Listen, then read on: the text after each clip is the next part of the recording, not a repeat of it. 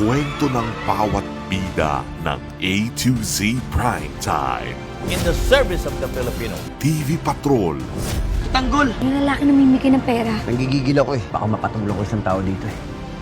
Base, hindi mo kilala kung sino binabangga mo.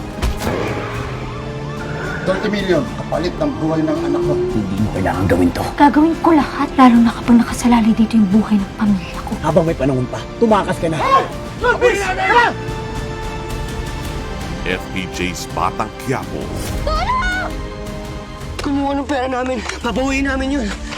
Padaanin nila kami kung ayaw mo magkaroon ng problema. I shall return. Hindi na kayo makakalabas dito. May pabuya sa mga bangkay nyo at bonus pa yung dala-dala nyo.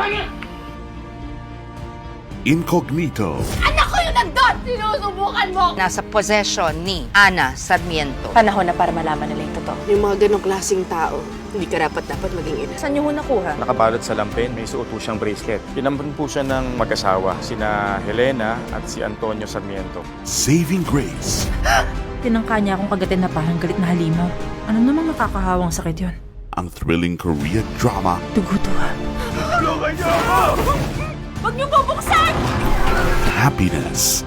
Mga balita at impormasyon, mga kwentong may dalang inspirasyon.